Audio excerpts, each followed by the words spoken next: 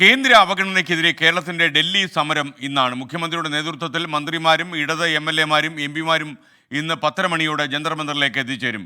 കേന്ദ്രത്തിനെതിരായ സംസ്ഥാന സർക്കാരിന്റെ സമരത്തിന് പിന്നിൽ വിശാല രാഷ്ട്രീയ കാഴ്ചപ്പാടെന്നാണ് വ്യവസായ നിയമവകുപ്പ് മന്ത്രി പി രാജീവ് അല്പം മുമ്പ് 24നോട് പറഞ്ഞത്. ഇത് വിശാലമായ രാഷ്ട്രീയ കാഴ്ചപ്പാടാണുള്ളത്. യഥാർത്ഥത്തിൽ ഞങ്ങൾ നേരത്തെ പറഞ്ഞൊരു പ്രശ്നം ഇപ്പോൾ മറ്റ് സംസ്ഥാനങ്ങളും അത് ഏറ്റെടുത്തിട്ടുണ്ട്. സംസ്ഥാനങ്ങൾക്കുള്ള വിഹിതം കുറയുന്നു. അപ്പോൾ ഭരണഘടനയുടെ കടുത്ത ഒരു ലംഘനം ഇതിനകത്ത് കാണാൻ കഴിയും.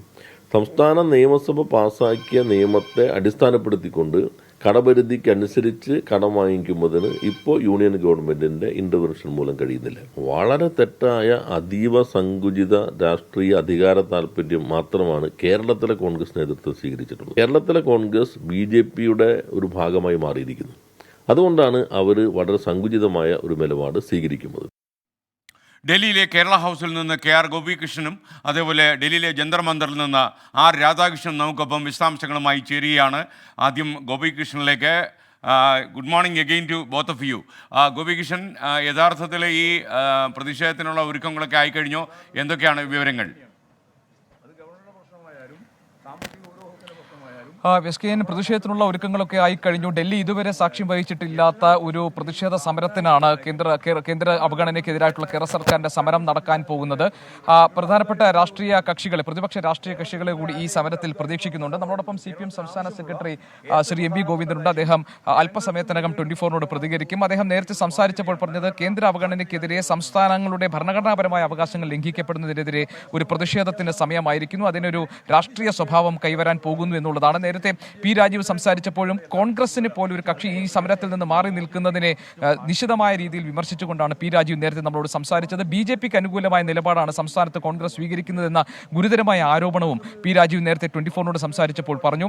കേരള ഹൗസിലാണ് ഞാനിപ്പോൾ ഉള്ളത്. മുഖ്യമന്ത്രിയും മന്ത്രിമാരും ഇടത് MLA മാരും MP മാരും ഒക്കെ ഈ പ്രതിഷേധത്തിന് തയ്യാറെടുത്തുകൊണ്ടിരിക്കുകയാണ്. 10:40 കേരള ഹൗസിൽ നിന്ന് മാർച്ചായി ജന്തർ മന്ദറിലേക്ക് പോവുക. നമുക്കറിയാം ജന്തർ മന്ദറിന്റെ ഒരു ഭാഗമാണ് പ്രതിഷേധത്തിന് വേണ്ടി നീക്കിവെച്ചിട്ടുള്ള ഇടം. അവിടെയാണ് കേരള സർക്കാരിന്റെ കേന്ദ്ര അവഗണനയ്ക്കെതിരായിട്ടുള്ള പ്രതിഷേധം നടക്കാൻ പോകുന്നത്. കേരള ഹൗസിൽ നിന്ന് ഏതാണ്ട് 5 മിനിറ്റ് നടക്കാവുന്ന ദൂരമാണുള്ളത്. മുഖ്യമന്ത്രിയും മന്ത്രിമാരും MLA മാരും MP മാരും CPM സംസ്ഥാന സെക്രട്ടറിയും ഒക്കെ ഇവിടെ 10:40 ആകുമ്പോഴേക്കും കേരള ഹൗസിന് മുന്നിൽ എത്തിച്ചേരും. ഇവിടെ നിന്ന് മാർച്ച് ചെയ്തുകൊണ്ടാണ് കേന്ദ്ര അവഗണനയ്ക്കെതിരായിട്ടുള്ള ഇടതുമുന്നണി നയിക്കുന്ന കേരള സർക്കാരിന്റെ പ്രതിഷേധം നടക്കുന്ന ജന്തർ മന്ദറിലേക്ക് അവർ നടന്നു നീങ്ങുക. ഇന്നലെ ഒരുക്കങ്ങളൊക്കെ തന്നെ വിലയിരുത്തിയിരുന്നു. മുഖ്യമന്ത്രി മന്ത്രിമാരുമായിട്ടുള്ള കൂടിയാലോചനകൾ നടത്തിയിരുന്നു. അതിനുശേഷം MLA മാരെയും മുഖ്യമന്ത്രി കണ്ട് സ്ഥിതിഗതികൾ വിലയിരുത്തി.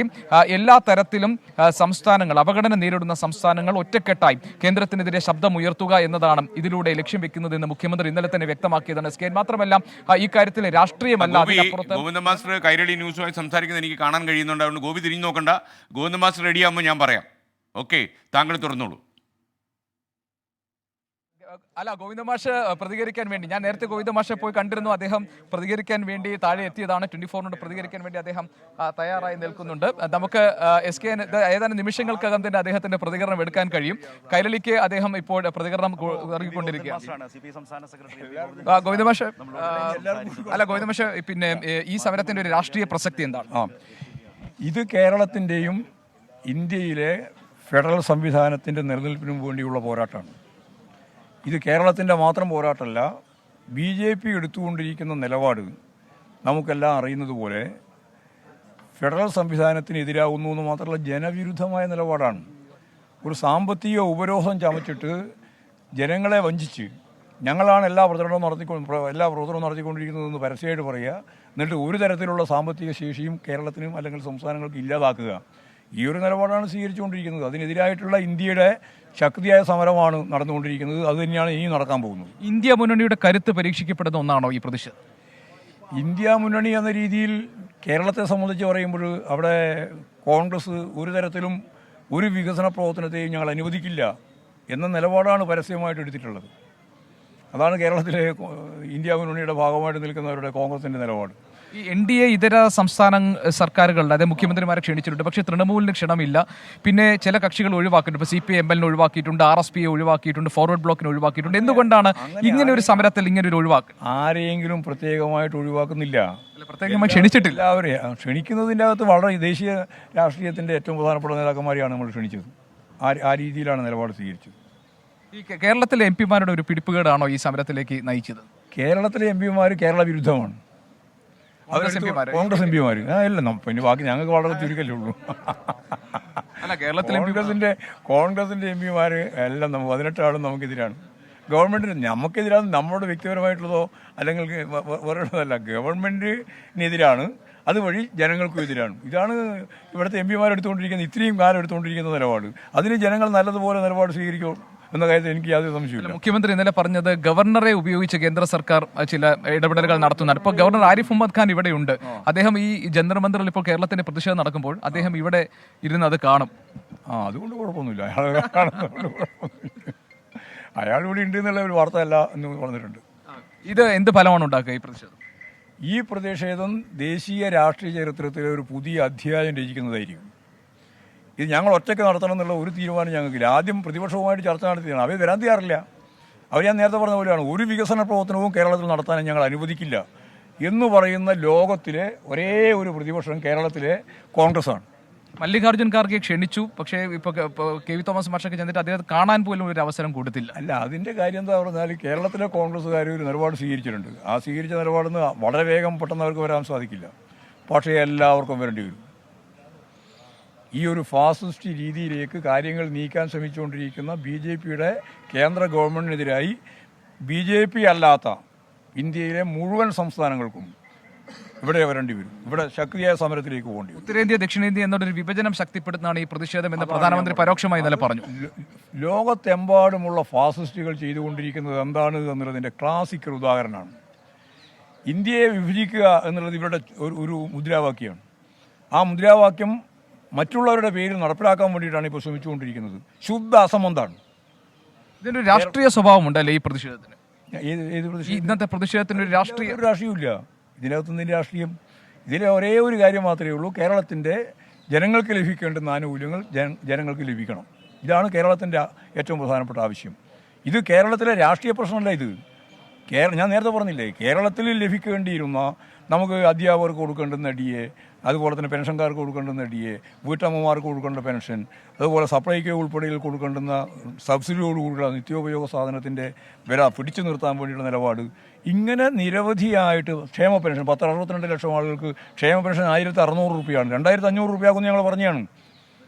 ഒന്നും കൊടുക്കാൻ സാധിക്കാതിരിക്കുന്നത് എന്തുകൊണ്ടാണ്? കേന്ദ്ര ഗവൺമെൻറ് തരേണ്ടുന്ന 64,000 കോടി രൂപ ഇപ്പോൾ തരാൻ തയ്യാറില്ല. ഇതാ കാര്യം. കേരളത്തിന്റെ ധനകാര്യ മാനേജ്മെന്റിലെ പിഴവാണെന്നാണല്ലോ കേന്ദ്ര സർക്കാർ സുപ്രീം കോടതിയിൽ കൊടുത്തിരിക്കുന്ന നോട്ടിൽ പറയുന്നത്. അത് എന്തും പറയാൻ ഒരു മടിയില്ലാതൊരു ഞാൻ ഈ പറഞ്ഞില്ലേ, ഫാസിസ്റ്റുകളുടെ രൂപ ഇത്. എന്തും പറയും, എന്ത് കളവും പറയും. ഏത് കളവ് പറയുന്നതിനും ഏത് അറ്റം വരെ പോകുന്നതിനും അവർക്ക് യാതൊരു മടിയുമില്ല. ഈ പ്രതിഷേധത്തിന്റെ രണ്ടാം ഘട്ടമുണ്ടോ? അല്ല, ഈ രണ്ടാം ഘട്ടം ഇതിലാകുന്ന രണ്ടാം ഘട്ടവും മൂന്നാം ഘട്ടവും എത്ര ഘട്ടം പോകണോ അത്രയും ഉണ്ടാവും. ഒരു ഘട്ടം ഒറ്റഘട്ടമാക്കിയിട്ട് മതിയാക്കേണ്ട വല്ല കാര്യമുണ്ടോ?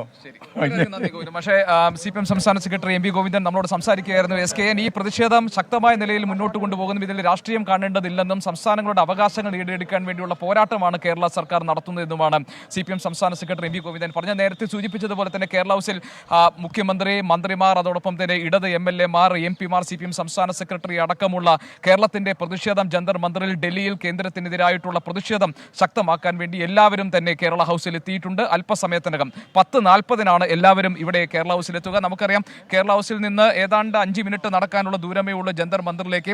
ജന്തർ മന്ദിറിന്റെ ഒരു ചരിത്രം നമുക്കറിയാം. ഒരു 2015-16 സമയത്താണ് ഹരിത ട്രൈബ്യൂണൽ അവിടുത്തെ പ്രതിഷേധങ്ങൾ വിലക്കിക്കൊണ്ടുള്ള ഒരു തീരുമാനം എടുത്തത്. അതിനുശേഷം ജന്തർ മന്ദിറിൽ ഒരു ഭാഗം ഡൽഹിയിൽ വരുന്ന പ്രതിഷേധങ്ങൾക്ക് വേണ്ടി ഒഴിച്ചിട്ടിരുന്നു. ആ ഇടത്താണ് ഇപ്പോൾ കേരളത്തിന്റെ പ്രതിഷേധം നടക്കാൻ പോകുന്നത്. അവിടെ പന്തൽ കെട്ടിയിട്ടുണ്ട്. അവിടെ 3 തട്ടുകളിലായിട്ടാണ് ഈ പ്രതിഷേധത്തിന് വേണ്ടിയുള്ള ആളുകൾ ഇരിക്കുക. ഒന്നാമത്തെ തട്ടിൽ മുഖ്യമന്ത്രിയും ദേശീയ നേതാക്കളും, രണ്ടാമത്തെ തട്ടിൽ കേരളത്തിൽ നിന്നുള്ള MP-മാർ, അതോടൊപ്പം തന്നെ മന്ത്രിമാർ, മൂന്നാമത്തെ തട്ടിൽ MLA-മാർ. ഇങ്ങനെയാണ് ജനപ്രതിനിധികൾക്കും അവർക്ക് മന്ത്രിമാർക്കും പ്രതിഷേധിക്കാൻ വേണ്ടിയുള്ള സൗകര്യം ഒരുക്കിയിരിക്കുന്നത്. കൃത്യം 11 മണിക്കായിരിക്കും കേരളത്തിന്റെ പ്രതിഷേധം തുടങ്ങുക. ഏതാണ്ട് 1 മണിവരെ. ഇന്നലെ കർണാടക സർക്കാരിന്റെ പ്രതിഷേധം ജന്തർ മന്ദിറിൽ നടന്നിരുന്നു. ഏതാണ്ട് 1 മണിവരെ ഈ പ്രതിഷേധം നടക്കും. ഏതറ്റം വരെയും കേരളത്തിന്റെ അവകാശങ്ങൾ നേടിയെടുക്കാൻ വേണ്ടി കേന്ദ്രത്തിനെതിരായിട്ടുള്ള പ്രതിഷേധങ്ങളുമായി മുന്നോട്ട് പോകും എന്നാണ് CPM സംസ്ഥാന സെക്രട്ടറി ഇപ്പോൾ നമ്മളോട് പറഞ്ഞിരിക്കുന്നത്. അതുകൊണ്ട് തന്നെ ഡൽഹി ഇതുവരെ കാണാത്ത തരത്തിലുള്ള ഒരു പ്രതിഷേധത്തിനാണ് ഇന്ന് ജന്തർ മന്ദിർ സാക്ഷ്യം വഹിക്കാൻ പോകുന്നത്. SKN. ഗോപി, ഡൽഹിയിലെ തണുപ്പ് എങ്ങനെയുണ്ട് ഗോപി? ഗോവിന്ദ മാസ്റ്റർ സ്വെറ്റർ ഒന്നും ഇട്ടിട്ടില്ലല്ലോ. ഗോവിന്ദൻ മാഷ് നേരത്തെ ഞാൻ അദ്ദേഹത്തെ മുറിയിൽ ചെന്ന് കണ്ടപ്പോൾ അദ്ദേഹം ചോദിച്ചു എന്നോട് പുറത്ത് തണുപ്പുണ്ടോ, പുറത്ത് നടക്കണോ, നമുക്ക് അകത്ത് തന്നെ ഇരുന്ന് സംസാരിച്ചാൽ പോരെ എന്ന്. അപ്പോൾ വലിയ തണുപ്പ് സാധാരണ ഡൽഹിയിൽ ഉള്ള ആളുകളെ അപേക്ഷിച്ച് നോക്കുമ്പോൾ ഇവിടെ അത്ര വലിയ തണുപ്പ് ഇപ്പോൾ ഫീൽ ചെയ്യുന്നില്ല. പക്ഷേ നമ്മളെപ്പോലെ കേരളത്തിൽ നിന്ന് പെട്ടെന്ന് ഡൽഹിയിലേക്ക് വരുന്നവർക്ക് ഈ കാലാവസ്ഥ മാറ്റം കാണാൻ കഴിയുന്നുണ്ട്. അദ്ദേഹം ഇന്നറൊക്കെ വിട്ട് തയ്യാറായിട്ടാണ് ഇപ്പോൾ നമ്മളോട് സംസാരിക്കാൻ പുറത്തേക്ക് ഇറങ്ങിയത്. അപ്പോൾ 24 മാത്രമായി സംസാരിക്കാൻ എന്നുള്ളതായിരുന്നു അദ്ദേഹം ആദ്യം പറഞ്ഞത്. പക്ഷേ ഇവിടെ എത്തിയപ്പോഴേക്കും നമുക്കറിയാം മാധ്യമ സംഘം ഒന്നാകെ അദ്ദേഹത്തെ വളഞ്ഞ് ഇപ്പോഴും അദ്ദേഹം മാധ്യമങ്ങളോട് പ്രതികരിച്ചു കൊണ്ടിരിക്കുകയാണ്. സ്കെയിൻ, ഇനി നമുക്ക് മറ്റുള്ളവരുടെ പ്രതികരണങ്ങൾ കൂടി എടുക്കാനുണ്ട്. Okay, thank you K R Gopi.